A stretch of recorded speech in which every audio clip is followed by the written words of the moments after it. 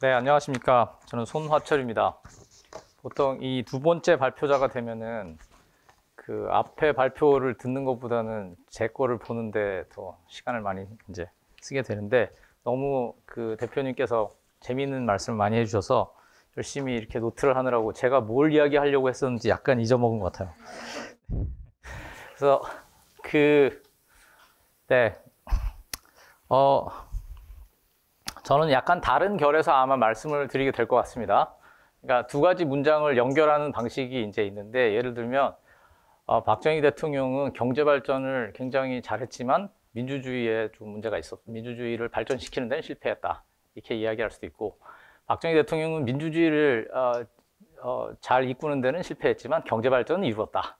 두 가지 문장은 동일한 문장을 이어놓은 건데 서로 약간씩 그 초점을 달리하죠. 아마 대표님하고 저도 동일한 이야기를 하지만 약간 다른 그 강조점을 두고 말씀을 드리게 될 것 같습니다. 저는 오늘 기술 철학에 대해서 간단하게 소개를 하고 챗GPT의 다른 얼굴에 대해서 조금씩 이야기를 하고, 그 다음에 앞으로 우리가 좋은 세상을 이룬다는 게 뭘까에 대해서 말씀을 드리도록 하겠습니다. 기술 철학은 뭐 여기서 우리가 그 무슨 개론 수업을 하는 건 아니니까요. 빨리빨리 이야기를 하도록 하겠습니다. 기술 철학을 가장 잘 설명하는 것은 한스 요나스라는 철학자가 이야기한 말인 것 같습니다. 이게 네, 저의 PPT가 약간 깨진 것 같습니다. 오늘날 기술은 사실 철학보다 더 오래됐다고도 할 수 있는데요. 도구를 쓴 건 훨씬 더 오래됐으니까요. 근데 기술이 인간의 삶에 지금처럼 영향을 많이 미친다는 것을 깨닫게 된 것은 오래되지 않았습니다. 기술은 언제나 인간의 삶에 영향을 미쳐왔지만 그 발전의 속도가 엄청나게 빨라지면서 기술이 우리 삶에 너무 가까이 침투해 있고 그 침투해 있다는 것을 우리가 이제 인지하게 되었습니다. 그래서 오늘날 우리가 기술에 대해서 이야기하는 것은 우리 삶에 대해서 이야기하려면 기술에 대해서 이야기하지 않을 수가 없습니다. 그래서 이제 기술과 인간에 대해서 예전에는 묻지 않아도 되었었는데 이제 묻기 시작했고, 여러 가지 다른 입장들이 이제 있습니다. 하나는 물론 처음에 이 기술 때문에 인간의 인간다움이 상실된다라는 것에 대한 두려움이 당연히 이제 있었을 것입니다. 특별히 이제 핵폭탄이 터지고 이렇게 했을 때 이게 기술이 참 좋은 건 줄 알았는데 사람 죽이는데도 참 좋구나, 이제 이걸 깨달으면서 기술 철학의 이제 초기의 이론들이 많이 이제 제기가 되었습니다. 이후에는 경험으로의 전환이라는 이제 흐름이 나오게 되는데, 이 흐름은 맨날 새로운 기술이 개발될 때마다 그건 이래서 안 좋고 저건 저래서 안 좋고 하니까 이야기를 계속 논의를 이어갈 수가 없잖아요. 그런데 이 사람들은 우리가 조금 더 기술이 어떻게 작동하는지를 잘 보자, 그러면 통제할 수 있을 것이다. 그래서 기술의 민주화라든지 이제 이런 부분에 대한 주장들을 하는 사람들이 이제 생겨났습니다. 이제 이 분들이 최근에 지금까지의 기술 철학계에서 이제 좀 주류를 이루고 있던 분들입니다. 최근에 와서는 포스트 휴머니즘이라는 새로운 흐름이 이제 나오는데, 여러분들도 많이 들어보셨겠습니다만, 이제 인간이 우리 스스로를 말하자면 진화의 길로 스스로 가고 있다 하는 것을 이야기하면서, 처음에 이제 고전적 기술 철학자들은 좀 두려워했던 것을 어떻게 보면 받아들이는 이제 입장을 가지게 됩니다. 그러니까 어차피 기술이 발전할 거라면은 그걸 통해서 우리가 어떻게 변화하는지, 새로운 인간이 어떻게 등장하는지를 우리가 한번 보자 하고 이제 여러 가지 이론들을 제기를 합니다. 저는 이제 조금 이 이야기들을 약간 섞어서 이야기를 할 수 있다고 생각을 하면서 호모 파베르의 역설이라는 그냥 제 나름대로의 개념을 만들어냈습니다. 그건 이제 두 가지로 나누는데, 하나는 기술이 인공적인데 기술이라는 건 세상에 없는 것, 자연스럽지 않은 것을 만들어내는 게 이제 기술이잖아요. 사람이 이제 그걸 만들어내는 건데, 사람이 인공적인 것을 만들어내는 것이 사람한테는 참 자연스럽다. 그러니까 자연스럽지 않은 것을 만들어내는 게 사람에게는 자연스럽다 하는 것이 그 하나의 역설이고, 또 하나의 역설은 사람이 기술을 만들지만 기술도 사람을 만든다라고 하는 것입니다. 그러니까 사람이 문자를 만들었지만 문자 때문에 사람은 전혀 다른 방식으로 생각을 하게 되는 거거든요. 아까 대표님께서 그 구텐베르크 활자가 발명된 지점도 말씀을 해주셨지만, 그 이전에는 사실 문자의 시절이 있고, 문자 시절 이전에는 시대가 있습니다. 근데 구술 시대에는 글자가 없으니까 그때 그 사람들이 무슨 생각을 했는지 우리는 지금 사실 알 수도 없죠. 근데 그때 사람들은 지금과는 전혀 다른 방식으로 생각을 할 수밖에 없었고, 월터 옹이라는 학자는 문자 이후에 비로소 학문이 생겼다, 이렇게 주장하기도 합니다. 그래서 이 이제 개념을 좀 잘 생각을 해보면 기술이 어떻게 보면 인간이 기술 만드는 거니까 어느 정도 통제를 할 수도 있다라고 생각할 수도 있는데, 동시에 그 기술 때문에 우리의 사고하는 방식, 우리의 삶의 방식, 모든 것들이 바뀐다 하는 것을 이제 뭐 이건 사실은 복잡한 말이 아닙니다. 우리가 다 경험하고 있는 거죠. 그래서 이제 이거는 사실은 인류 역사를 관찰하면 자연스럽게 도출됩니다. 신석기 시대 사람하고 청동기 시대 사람은 다르게 살았으니까요. 영향을 받은 거잖아요. 자, 그런데 기술의 발전이 천천히 일어날 때는 우리가 지금 역사를 보면서 그때 그 사람들이 달리 살았다 할 수 있지만, 지금은 기술의 발전이 너무 빠르기 때문에 우리가 같은 우리의, 그러니까 말하자면 라이프 스판 안에서 기술의 변화를 경험하게 됩니다. 저희 아버지는 중학교 때 기차를 처음 봤다고 하거든요. 근데 지금 KTX 타고 다닌단 말이에요. 자, 그러면은 그 기술로 인해서 우리 삶의 변화가 일어날 텐데, 그 변화가 어떤 것일까에 대해서 우리가 생각을 할 수가 있습니다. 그러니까 닥치는 게 아니라 이게 어떻게 될 것인가. 우리가 물론 사람이 미래를 다 예측할 수는 없는 거지만, 그러나 이 기술이 우리에게 어떤 의미를 가지느냐에 대해서 다시 생각해 볼 수 있고, 그것을 통해서 조금 대비 내지는 준비를 할 수도 있지 않을까, 이렇게 생각을 해봅니다. 네, 이제 제가 그 챗GPT에 대해서 제가 무엇을 알겠습니까? 오늘 설명을 많이 들어서 제가 이제 가지고 있던 것들을 훨씬 더 잘 정리를 하게 되었는데요. 이제 아까 대표님께서 말씀해 주신 것처럼 이제 이런 신기술이 나오면 사람들이 다 놀라고 막 좋아하는 것만 아닙니다. 어떤 사람은 굉장히 좋아하고 경이롭게 생각하지만 어떤 분들은 경계하고 이제 의심하기도 하죠. 제가 이거는 그냥 구글에서 챗GPT 포스터 이렇게 하고 제가 이제 이미지를 따온 겁니다. 한 페이지 가득 이런 게 있고, 아까 말씀하신 것처럼 논문도 2,000개 나왔다고 하는데, 한국에서 챗GPT를 학회 주제로 삼은 것만 해도, 제가 하는 것만 해도 최근 한 2달 동안 10개도 넘습니다. 네. 그게 무슨 공학학회가 아니고요. 다 철학회, 신학회, 사회학회, 이제 이런 데서도 이제 그렇게 하거든요. 자. 근데 이제 여러 가지 이제 관련된 논의가 있을 것입니다. 오늘도 이 중에 몇 가지는 이제 나왔겠습니다만, 사실은 오늘 제가 약간 당황한 것은 이경일 대표님이 저보다 훨씬 더 철학적인 주제를 많이 던지셔서 나는 철학자가 아닌가 이런 생각이 좀 들었습니다. 네. 제너럴 AI의 시작인가 이게? 이건 좀 중요한 문제가 되겠죠. 그 다음에 이제 할루시네이션이 있는데, 이거 믿고 써도 되냐? 얼마만큼 써도 되냐? 학교에선 써도 되냐? 저희 학교에서도 가이드라인을 만들기는 만들었습니다. 어떤 비즈니스를 가능하게 할 것인가. 그 다음에 이제 반복적으로 말씀해 주셨는데, 이걸 이해라고 할 수 있냐? 창작이라 할 수 있냐? 상상이라 할 수 있냐? 이제 여러 가지 이제 이야기들을 할 수가 있겠죠. 근데 지금 이런 이야기들, 이 질문들 자체가 다른 기술들이 개발됐을 때하고 아주 다릅니다. 네. 전혀 다른 종류의 자동차가 개발됐을 때 이런 식으로 우리가 묻지 않잖아요. 자동차를 몰아도 될까? 이렇게 물어보지 않는데, 기술이 개발이 되는데 그거에 대해서 이걸 사용해도 되나? 이게 생각을 하는 걸까? 이제 이거 굉장히 다른 종류의 이제 물음을 묻게 되고, 이게 우리에게 주는 어떤 일정한 충격이 분명히 있습니다. 그런데 이런 굉장히 고차원적인 이야기도 있지만, 그러나 우리가 이게 너무 익사이팅하기 때문에, 이게 정말 너무 흥미진진하기 때문에 우리가 흔히 묻지 않는 물음들도 조금 있는 것 같습니다. 그러니까 하나는 유령 노동자의 문제입니다. 이제 딥러닝을 하기 위해서 학습 데이터를 가공을 해야 되는데, 아까 대표님께서 이제 여러 과정들을, 데이터 가공의 과정들을 이제 말씀을 해 주셨습니다. 제가 그 용어들을 자, 여기다 적어 놨는데요. 네, 파인 튜닝도 있고 보상 모델 학습도 있고 이제 등등이 있습니다. 제가 최근에 이제 홍콩의 어떤 그 응용윤리 학회에 갔다 왔는데, 거기서 카렌 하우라는 그 월스트리트 저널의 기자가 요런 발표를 했더랬습니다. 요거 아니고 요 다음 거가 이제 이분이 쓴 거고요. 그런데 이제 유령 노동자라는 게 뭐냐면은 이런 그 데이터 라벨링을 하는 최저 단위에서 이제 데이터 가공을 하는 분들인데, 그러니까 데이터 학습을 할 때 너무 이상한 게 거기 많이 들어가면 안 되고, 또 대답을 했을 때도 거기서 이상한 게 나오면 안 되기 때문에 이런 것들을 이제 걸러내야 되는데, 그걸 어떻게 걸러내냐면 사람 손으로 걸러내고 있는 겁니다.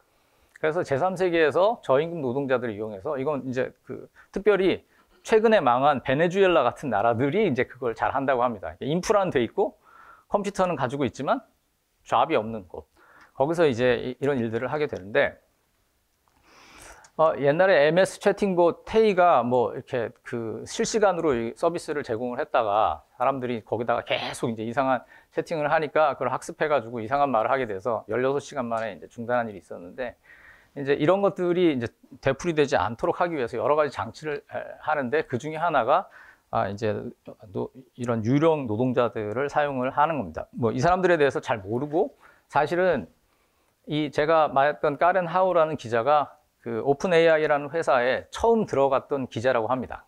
이제 기자로서 들어가서 취재를 했는데 마지막 기자가 됐다고 합니다. 이 사람이 기사를 쓰니까 이제 그 회사에서 나가라. 그 뒤로 이제 오픈 AI는 기자가 이제 못 들어가게 됐다고 하는데,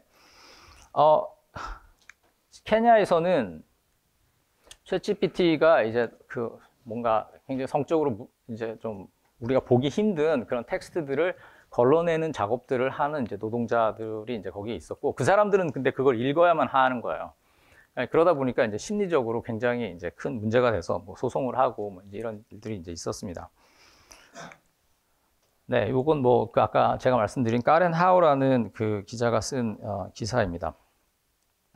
그런데 제가 이제 물었습니다. 제가 그분한테 물었어요. 그러면 챗GPT를 쓰는 게 비윤리적이라고 생각하느냐? 그랬더니 그분이 하는 말이, 나는 열심히 안 쓴다. 우리 남편은 많이 쓰는데 나는 안 쓰려고 노력한다. 이렇게 얘기했습니다. 이게 무슨 말인지는 잘 모르겠는데, 그런데 이제 제가 또 다른 질문, 앞으로도 이런 노동이 필요할 것인가? 그러니까 어느 기간이 지나고 나면 이런 거는 좀 기계적으로 걸러낼 수 있는가? 근데 새롭게도 계속 콘텐츠가 생성되기 때문에 이런 데이터 일종의 클리닝 작업은 아니 할 수가 없을 것이다. 당분간은 이게 굉장히 큰 산업이 될 것이다. 실제로 이런 회사, 지금 이 사람이 그 이제 취재했던 그 회사가 스케일 AI라는 이제 회사인데요. 굉장히 그 비밀리에 약간 좀 은밀하게 그 작업을 하고, 오픈 AI와 할 때는 스케일 AI라는 이제 회사로 딜을 하고, 이 고용주, 여기서 제3세계에서 사람들을 고용할 때는 스케일 AI가 아닌 다른 회사 이름으로 써가지고 이 커넥션을 오픈 AI도 잘 모르게 한다고 합니다. 자, 여기까지는 이제 사회적인 문제라고 할 수 있고, 이건 뭐 어떤 규제를 통해서나 뭐 어떤 것을 통해서나 뭐 해결을 할 수 있을지 모르지만 하려고 노력을 해야 되겠죠, 그렇죠? 그런데 여기서 약간의 이제 철학적인 문제가 다시 나옵니다. 물론 뭐 동물하고 뭐 이상한 짓을 한다, 뭐 이런 텍스트가 만약에 있다고 하면 그게 부적절하다는 것은 누구나 다 알 것입니다. 그러니까 거기에는 기준이 필요 없지만, 어떤 문장이나 어떤 언급이 이게 과연 그 인종차별적이냐라는 것에 대해서는 사람마다 미세하게 입장이 다를 수가 있습니다. 근데 이제 이 고스트 워커 중에 어떤 사람들은 이제 남미에서 일을 하는데, 분명히 남미 사람들을 비하하는 어떤 문장이 있는데 이 사람들도 매뉴얼을 가지고 일을 할 거 아니에요. 근데 그 매뉴얼에 따르면 그 정도 표현은 괜찮다고 하는 거예요. 그러니까 이 워커들은 자기가 보기에는 자기를 인종차별하는 것처럼 보이는 문장에 대해서 이건 인종차별이 아님에다가 클릭을 해야 되는 이제 상황이 이제 있는 것이죠. 제가 이 말씀을 왜 드리냐면, 이럴 때는 정상이 무엇인가, 적절한 것과 부적절한 걸 누군가는 기준을 만들어야 되잖아요. 그럼 그 기준을 과연 누가 만들 것인가 하는 것입니다. 그러니까 이게 매뉴얼로 이루어지고, 사람이 이제 사람 손으로 이걸 하고 있고, 사람이 이걸 판단을 해야 되는데 판단의 기준을 누가 정할 것인가. 뭐 이제 흔하게 우리가 이야기할 때는 뭐 백인 중산층 이제 이런 식의 그 이제 우리가, 아니면 뭐 실리콘밸리의 뭐 부자들 이렇게 이야기 할 수도 있지만, 그렇게 하지 않더라도 특정 문화, 특정 지역, 특정 계급에 속한 사람들이 만약에 기준을 정한다면 그건 약간 문제가 있고, 또 그렇지 않다면 누가 정할 것인가. 이게 뭐 모두가 모여 앉아가지고 기준을 정할 수도 없는 노릇이잖아요. 그러니까 이게 지금 약간 이제 굉장히 민감한 이슈들이 여기에 있다고 생각이 됩니다. 결과적으로는 그다음에 이제 또 하나는 의도하지 않은 표준화입니다. 아까 물론 굉장히 그러니까 통찰력 있는 질문을 통해서 좋은 답을 얻어낼 수 있고, 저도 이제 시도해 보면은 굉장히 흥미로운 대답들이 이제 많이 있습니다. 근데 제가 이제 또 발견한 건 뭐냐면, 저는 이제 신학자들을 본의 아니게 많이 만나게 됐는데, 이 목사님들 설교를 되게 많이 해야 되거든요. 근데 이제 적당한 뭐 어떤 사람이 이런 슬픈 상황에 처했을 때 어떤 성경 구절로 설교하면 좋을까? 그럼 좋은 게 나오는 거예요. 말이 되는 구절이 딱 나오고, 또 어떤 구절을 가지고 뭐 어떤 상황에서 설교를 한번 써줘. 그럼 그 설교가 괜찮은 설교가 나오는 거예요. 자, 근데 그게 엄청난 명설교가 나오는 건 아니에요. 이게 이제 그냥 적당히 그냥 뭐 매주 교회에서 목사님들이 설교하시고 뭐 대부분의 성도들은 졸고 이제 이렇게 되는 건데, 그냥 적당한 설교가 나와요. 네. 근데 이제 그 다음에 언어도 잘 씁니다. 잘 쓰지만 뭐 화려하진 않지만 깔끔한 문장을 쓰고요. 아까 파이썬 얘기도 하셨는데 영어 다음으로 잘하는 게 파이썬이라고 하더라고요. 근데 저는 뭐 코딩을 안 해봐서 모르지만 코딩하는 사람들은 나름대로 스타일이 있대요. 조금씩 똑같은 이제 그거를 하더라도 스타일이 있는데, 챗GPT에 넣으면 상당히 이피시언트하게 그걸 싹 이제 해줄 수 있는 어떤 특정한 펑션을 잘 할 수 있는 그 코드를 짜주는데, 파이썬 하는 사람들은 이러면 이제 개별 특성이 없이 얘가 주는 어떤 아주 깔끔한 어떤 말하자면 일종의 표준어 같은 것이 생기겠다라고 하는 이야기를 들은 적이 있습니다. 자, 이거를 우리가 부정적인 결과로 받을 필요는 사실 없습니다. 누구나 다 그렇게 화려하게 쓸 필요는 없는 것이고, 뭐 더군다나 뭐 그 알고리즘을 뭐 어떤 방식으로 써야만 하는 건 아니잖아요. 자, 그런데 어쨌든 지금까지 우리가 알고 있던 방식의 지식과는 약간 차이가 나는 결과를 얼마든지 도출할 수 있겠다라는 생각이 들고, 결국은 그건 선택을 해야 되는 문제일지도 모르겠다는 생각이 듭니다. 네. 그러니까 제가 뭐 번역 알고리즘 이야기를 하자면, 번역을 하잖아요. 근데 옛날에 그 번역 학회에서 비교를 했어요. 사람이 잘하나 기계가 잘하나. 그랬더니 기계가 빨리 하지만 잘하진 못한다. 당연한 이제 결론이 이제 그렇게 났는데, 요즘은 아마 뭐 질도 상당히 좋다고 생각이 됩니다. 근데 굉장히 복잡하고 유려한 문장을 제대로 번역을 알고리즘을 못하니까 이건 안 좋은 알고리즘이야, 이렇게 얘기할 수도 있지만, 지금 정도 수준에 이르면 번역이 이상하면 네가 한국말을 잘못 쓴 거야, 이렇게 이야기할 수 있는 거예요. 좋은 문장이란 뭐냐? 내가 쓰고 번역해서 나온 것을 다시 한국말로 번역했을 때 내가 처음에 쓴 거랑 똑같이 나오는, 그러면 그게 명료한 한국말이잖아요. 그럼 명료하게 글을 써라. 글을 잘 쓴다는 것의 의미가 약간 달라질 수도 있는 것이죠. 네. 그러나 그게 뭐 제가 부정적이라고 생각하는 건 아니고, 그런 종류의 선택이 우리에게 있다 하는 것을 이제 말씀을 드립니다.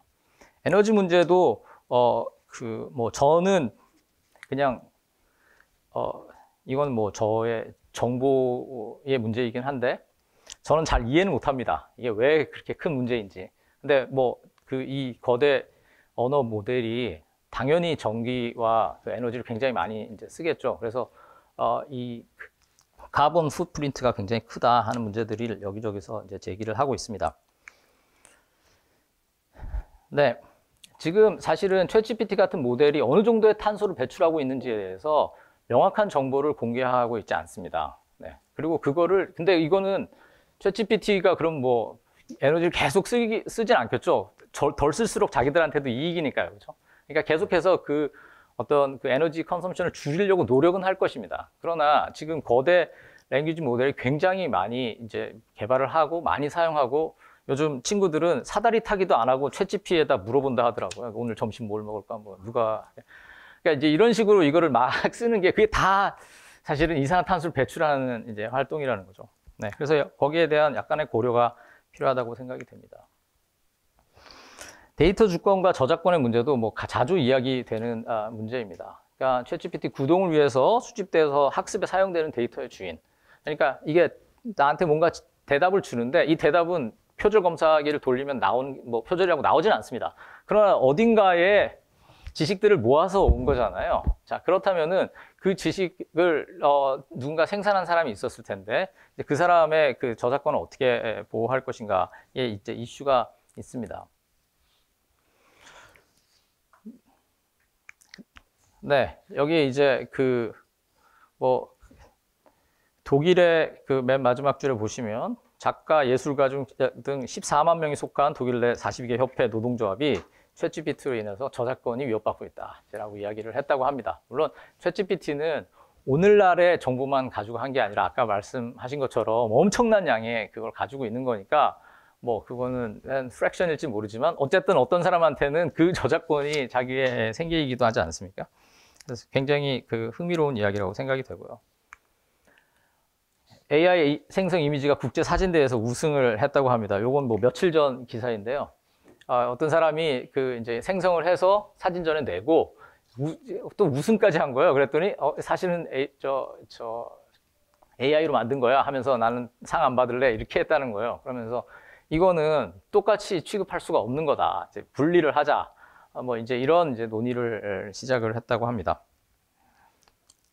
아까 또 대표님께서 말씀하셨는데 삼성전자에서도 이제 챗GPT 같은 이제 모델에다가 대답을 얻기 위해서 내 정보를 일부 주는데 그 정보가 다시 이제 그 학습에 사용될 경우 그러면 이제 내가 준 것이 다시 학습에 사용이 된 거니까 사실은 기밀이 유출이 될 수 있는 거잖아요. 그러니까 삼성 같은 대기업에서도 이제 그거를 어떻게 보면 컨트롤 못했다는 게 저는 약간 놀랍기는 한데 어쨌든 뭐 이런 이슈들이 이제 있었습니다.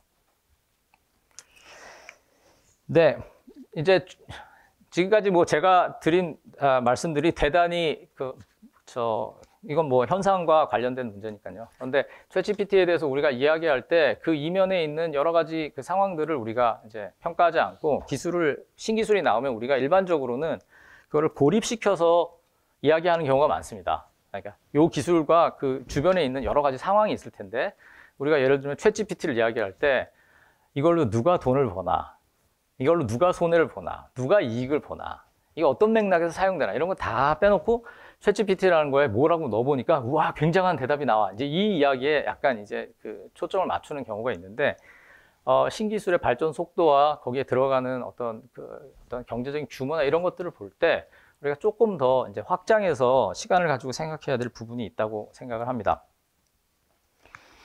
자, 그래서 신기술로 인해서 변화가 생기는데 이게 새로운 가능성이나 문제의 등장이기도 하지만 또 과거의 가능성이나 문제의 상실일 수도 있습니다. 그러니까 물론 일반적으로 기술이 발전해서 어떤 것이 극복되면 좋은 거잖아요. 나쁜 게 아니죠. 근데 예를 들어서 문자가 발명이 되면 기록을 장기적으로 보존할 수 있고 그래도 글자만 읽을 줄 알면 정보에 접근할 수 있게 되니까 훨씬 더 민주적이 되고 이제 여러 가지 좋은 점이 분명히 있고 인류 문명이 여기 다 달려 있습니다. 그러나 개인의 기억력은 저하됐죠. 근데 우리가 그건 감사한 거 아닙니까? 우리가 그 많은 걸 다 기억하지 못해. 옛날에는 역사를 다 외워가지고 다음 세대한테 구슬로 남겨줬지만 우린 지금은 못해. 그거 아쉬워하지 않잖아요. 자동차, 교통사고 나고 아까 그 대표님이 마지막에 보여주신 그 슬라이드도 아마 그런 걸 텐데 교통사고 나서 사람이 많이 죽지만 우리가 그것 때문에 야 자동차 몰지 말자 이러진 않잖아요. 네. 휴대전화는 이제 엄지손가락을 발견했죠. 이게 굉장한 얘가 이런 많은 일을 할 수 있다니.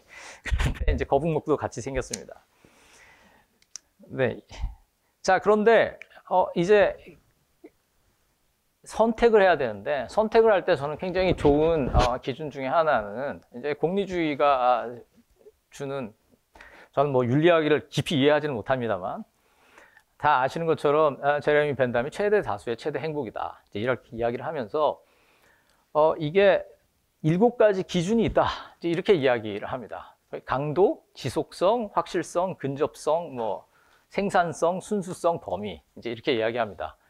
이게 이제 이렇게 되면 이걸 가지고 존 스튜어트 밀의 질적 공리주의를 약간 극복하는 부분이 됩니다. 존 스튜어트 밀은 나는 배부른 돼지가 되는 것보다 배고픈 소크라테스가 되겠다. 쾌락에도 질이 있다. 이렇게 얘기했는데 벤담을 자세히 보면은 그게 말하자면 마약은 강도는 굉장히 세지만 지속성은 굉장히 떨어지죠. 철학책을 읽는 거는 그 강도는 매우 떨어지죠. 보면 졸리고 그러니까. 그러나 지속성이나 생산성 면에서는 상당히 좋다. 이걸 다 복합적으로 우리가 계산을 해서 무엇이 더 유익한지를 계산을 해야 된다라고 이야기를 합니다. 그렇다면 아까 말씀드린 기술의 트레이드 오프와 공리주의를 섞어서 우리가 생각을 해본다면은 우리가 지금까지 기술 발전을 계속해서 긍정해 온 것은 그것이 전체적으로 유익하다고 봤기 때문입니다. 네, 그렇죠? 그리고 기술에 대해서 공리주의적으로 계산을 기술 발전이 별로 안 좋아라고 해서 얘기한 사람이 없었냐? 있었습니다. 아까 말씀하신 러다이트 운동도 있었고요. 고전적 기술 철학도 이런 식으로 되면 인간성이 말살돼 이렇게 이야기를 하기도 했습니다. 그러나 대부분 그런 논의들은 아니야. 그 계산은 잘못됐어. 그래도 전체 이익을 위해서는 기술 발전이 좋아. 라고 이야기를 했던 것입니다. 그런데 이제 저는 제가 이거에 대해서 평가를 내려는 건 아니고 여전히 우리가 신기술에 대해서도 계산을 해봐야 된다라고 생각합니다. 판단을 해봐야 됩니다. 뭔가를 잃고 뭔가를 얻고 하는데 그걸 경중을 한번 따져봐야 된다는 것이죠. 네. 그래서 기술 발전이 이익이 아닐 수도 있다라는 주장이 설득력을 가지는 경우가 없냐? 있습니다. 예를 들면 탄소 배출이 너무 많이 된다. 그러면 플라스틱도 쓰지 말고 뭐도 하고 뭔가 대책을 마련하려고 노력을 하잖아요. 그러니까 이런 공리주의적 계산을 해가지고 이게 좀 해악이 크다라고 생각되면 버려라 그런 뜻이 아니라 그러면 바로 그 다음에 어떤 대처 방안들을 우리가 생각을 하게 됩니다. 그러니까 그 대처 방안을 생각하려면 계산을 해봐야 되는 거죠. 계산을 할 때는 요게 뭘 할 수 있느냐 뿐만 아니라 이 주변에서 일어나는 일들이 무엇인지를 같이 생각할 필요가 있습니다. 그래서 제가 이제 쓴 책에서 목적이 이끄는 기술 발전이라는 개념을 제시를 하였습니다. 그러니까 목적이 이끄는 기술 발전이란 특정한 기술을 개발할 때 그게 더 효율적이라는 이유가 아니라 그 결과가 좋다는 것을 우선한다는 것입니다. 그러니까 이때는 공학자들이나 개발자들에게 요구하는 것이 당신이 개발하는 그 기술이 더 좋다. 전체적으로 봤을 때 라는 것을 한번 좀 변호해 봐라. 물론 좋은 세상에 대한 아이디어는 다 다를 수 있지만 그러나 어쨌든 이 기술을 통해서 세상이 더 좋아진다라는 것에 대한 그런 어떤 정당화 그런 과정들이 이제 필요하다고 생각이 되고 특별히 오늘날처럼 기술의 발전이 굉장히 빨리 일어나서 그것으로 인한 어떤 유익이나 해악을 상대적으로 빨리 경험할 수 있게 되었을 때는 이런 물음들이 훨씬 더 유효하다고 생각을 합니다. 네, 그래서 이제 챗 GPT로 돌아와서 좋은 세상에 대해서 이야기를 이제 해보면 방금 말씀드린 것처럼 기술 발전의 속도가 빨라졌다는 것이 기술 철학이 생긴 이유이기도 하고 우리가 이런 논의를 하는 이유이기도 합니다. 또 특별히 광범위한 영향력을 가진 기술의 경우에 그 중요성은 더 커집니다. 그러니까 아까 얼마나 챗GPT가 빨리 인기가 얼마나 빨리 확산되는가를 볼 때 이게 그만큼 폭발력이 있는 기술이라는 뜻이잖아요. 그런 만큼 사실은 우리의 물음의 그 중요성이 굉장히 커진다고 생각이 됩니다. 그래서 이제 이런 물음을 물을 수 있습니다. 챗GPT는 어떤 세상을 만들 것인가?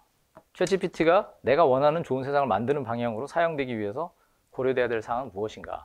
이때 내가 원하는 좋은 세상은 사람마다 다 다릅니다. 그러나 어쨌든 이런 물음을 우리가 물을 수 있고 그러려면 결국 네가 생각하는 좋은 세상이 뭐냐? 이렇게 물어볼 수 있겠죠.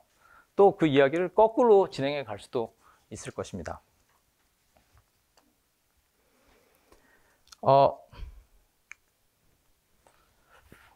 기술 발전을 이제 어떻게 받아들일 것인가에 대한 이제 다양한 이제 입장들이 있겠는데, 저는 이렇게 저의 입장을 한번 정리를 해봤습니다.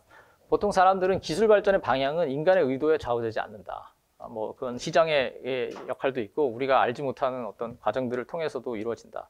근데 저는 그 말이 맞다고 생각합니다. 우리가 미래를 완전히 조작할 수도 없고 알 수도 없지만, 그러나 여전히 미래는 현재의 기획이다. 그러니까 우리의 기획이 그대로 될지 안 될지는 모르지만 일단 열어놓고 어떻게 가는지 보자라고 하는 것보다는 기획하려는 노력을 해야 된다라고 생각이 됩니다. 또 새로운 기술과 함께 윤리적 기준이 바뀌니까 윤리를 논하기 힘들다라는 주장도 할 수 있지만, 저는 최소한 지금의 윤리를 가지고 우리가 지금 기획을 하는 거니까 지금의 기획은 지금의 윤리적 기준에 어느 정도 준해야 한다라고 생각합니다. 또 아까 말씀드린 것처럼 사람마다 좋은 세상을 이해하는 것이 다르기는 한데, 그러나 다르다는 것을 인정하고 그럼에도 불구하고 기술 발전의 목표가 좋은 세상을 위한 것이라는 것에 일단 동의하고 그 다음부터 좋은 세상이 어떤 세상인가에 대해서 우리가 서로 이야기하고 그 다음에 그 좋은 기술에 대해서 또 나는 이게 좋은 기술이라고 생각하는데 좋은 세상이라고 생각하는데 그걸 위해서 이 기술이 참 도움이 된다 라고 주장하는 방식으로 우리가 논의를 전개할 수 있지 않을까 생각합니다. 네. 그 다음에 이제 몇 가지 이제 예시할 만한 물음들을 이제 묻는 것으로 제 발표를 마치려고 하는데요. 교육에 대해서 한번 이야기를 해봤으면 좋겠습니다. 아까 위대한 물음의 시대가 왔다라고 말씀하셨는데 저는 굉장히 기뻤습니다. 왜냐하면 제가 얼마 전에 인공지능과 미래의 교육에 대해서 이제 어딘가 발표했는데 제가 거의 똑같이 그렇게 말했거든요. 이제는 이제 이경일 대표님의 이름을 팔아서 이경일 대표님도 이렇게 말했다. 이러면 이제 왜냐하면 철학자가 무슨 얘기를 하면 믿지를 않아요, 요즘에는. 네. 그래서 뭔가 좀 이경일 대표님 같은 분이 그렇게 얘기했다고 하면 이제 저한테 무게가 확 실리게 될 텐데요. 근데 이제 디지털 네이티브라는 말 여러분 들어보셨죠? 그 다음에 디지털 이미그런트라는 말 들어보셨을 겁니다. 네. 저도 71년생인데 저는 이미그런트고 저희 아이들은 이제 네이티브겠죠. 근데 이 말을 처음에 어떤 사회학자가 얘기했을 때는 디지털 네이티브들은 이것도 할 수 있고 멀티타스킹도 가능하고 우리하고 달라. 애들은 뭐 이렇게 사용 설명서 이런 거 안 줘도 바로바로 다 알아. 감각적이야. 뭔지 이렇게 다 이야기를 했습니다. 챗GPT 네이티브에 대해서 똑같이 이야기할 수 있을까요? 저는 챗GPT에 대한 그 많은 어떤 찬사가 이미 오래전 방식으로 교육받은 사람들의 찬사라고 생각을 하는 것 같습니다. 그러니까 챗GPT가 뭔가를 딱 냈을 때 이 자식 대단한데? 라고 이야기할 수 있는 사람 있잖아요. 이 사람은 뭐냐면 이거 대단한데? 라는 판단을 할 수 있는 사람인 거예요. 대단하지 않은 것과 대단한 것을 판단하는 사람. 자, 아주 어렸을 때부터 여기에다가 묻고 답하는 방식으로 했을 때 과연 그 친구가 이게 이거 대단한데? 라고 이야기할 수 있을까요? 그러니까 물어야 되는데 위대한 질문을 하려면은 위대한 질문을 할 수 있는 역량을 키워야 되는데 이 역량을 키울 때 챗GPT가 무슨 도움을 줄 수 있을까요? 이제 그 부분이 굉장히 저한테는 챌린지가 되는 부분이 아닌가 이렇게 생각을 합니다. 그러니까 그 전 단계. 그래서 저는 막연하게 어느 단계에서는 아마도 챗GPT를 어릴 때는 못 써야 되는 게 아닐까 이런 생각을 막연하게 해봅니다. 물론 어떤 분이 이렇게 말할 겁니다. 나 휴대전화 없으면 나는 깡통이야. 그렇다고 내가 뭐 불행한 건 아니잖아. 내비게이션 없으면 나 길 못 찾아. 그래도 나 운전 잘해. 뭐 어때서? 나 번역서만 봐. 뭐 어쩌라고. 그럼 내가 챗GPT만 하면 뭐 어쩌라고. 근데 이렇게 이야기하면 이걸 받아들인다면은 챗GPT로 인해서 능력이 상실돼도 뭐 할 수 없는 거 아니야? 라고 이야기할 수 있습니다. 저는 이 가능성을 배제하지는 않는데 아까도 말씀드렸지만 선택을 해야 됩니다. 공리주의적인 선택을 해야 된다는 거죠. 유익이 많은가? 해악이 많은가? 기술 발전이 경제적인 양극화로 이어지는 것에 대해서는 이미 논의가 많이 이루어졌습니다. 아까 노동시간이 줄어들었다, 실업률이 줄지 않았다 말씀하셨지만 그러나 양극화를 우리가 이야기를 한다면은 그건 또 다른 문제입니다. 그러니까 양극화는 사실 더 심해졌습니다. 같은 기간 동안. 사실은 미국의 어떤 데이터를 보면은 제가 그 슬라이드를 못 가져왔는데 기술이 산업혁명 이래로 발전하면서 톱 1%, 그러니까 상위 1%가 가지는, 몇 퍼센트를 가지느냐를 봤을 때 그런 것들이 줄어듭니다, 처음에는. 그러니까 기술 발전하면서 평등해진 거예요. 근데 지금 이제 최근에 기술 발전이 훨씬 더 하면서 이게 다시 올라갑니다. 근데 굉장히 묘한 거예요. 옛날 시절로 다시 돌아가는 거예요. 옛날이라는 건 뭐냐면은 뭐 귀족 있고, 뭐 자산가 따로 있고, 완전히 그냥 노동자들 따로 있는 그 엄청 빈부격차 심한 시절이 있었잖아요. 근데 기술 발전하면서 약간 평준화된 거예요. 그러니까 다 자동차가 발명되면서 다 버스 타고 다니게 된 거죠. 근데 다 자동차를 몰게 되니까 버스가 없어져요. 가난한 사람은 이제 점점 움직이질 못하게 됩니다. 자, 그런데 또 다른 차원의 양극화가 있습니다. 아까 말씀드린 것하고 똑같습니다. 챗GPT를 개발하고 서비스를 제공하는 사람과 그렇지 못한 사람, 챗GPT를 이해하는 사람과 그렇지 못한 사람, 이용할 수 있는 사람과 이용해야만 하는 사람, 위대한 질문을 물을 수 있는 사람과 물을 수 없는 사람. 그러니까 이제 냉정하게 생각을 해야 돼요. 저의 아이는 물을 수 있는 사람으로 키우려고 노력을 해야 됩니다. 이미 약간 늦은 것 같긴 한데 하여튼 노력을 이제 해야 되겠죠. 자, 그런데 그게 모두가 위대한 질문을 물을 수 있는 세상이 되느냐 하는 겁니다. 그렇다면 우리가 보편 교육을 하고 있는데 그 보편 교육에서 도대체 목표해야 될 게 무엇일까를 좀 생각을 해 봐야 됩니다. 자, 제가 이제 우리는 기술이 무엇을 할 수 있는지에 너무 집착을 해서 더 중요한 질문을 놓치고 있다고 생각되는데 어떤 식으로 사용될 것인가, 그리고 누가 결정할 것인가 라고 이제 이 기사에서 이야기를 하고 있습니다. 근데 아까 여기에 더해서 굉장히 많은 이야기들을 사실 할 수 있습니다. 여기에 그 정인경 그 작가가 여기에 이제 어떤 글을 썼는데 그 글에 이제 이런 이야기를 했습니다. 왜 그 기술이 필요한가? 누가 그 기술을 사용하는가? 그 기술로 누가 혜택을 입고 누가 피해를 당하는가? 누가 돈을 벌고 누가 권력을 쥐는가? 악용 소지는 없는가? 불확실성에 대해 위험에 대해서 누가 책임질 건가? 세상은 어떻게 달라지는가? 등등의 물음들이 이제 있습니다. 이 물음들을 우리가 같이 묻고 여기에 대해서 좋은 답을 찾아서 그 답을 가지고 앞으로 이 챗GPT 같은 신기술들을 우리가 어떤 방식으로 사용하고 어느 지역에서 제한하고 하는 것들을 우리가 연구를 해야 될 거라고 생각을 합니다. 네, 결론은 제가 굳이 다시 읽지 않아도 될 것 같습니다. 전 이것으로 마치겠습니다. 감사합니다.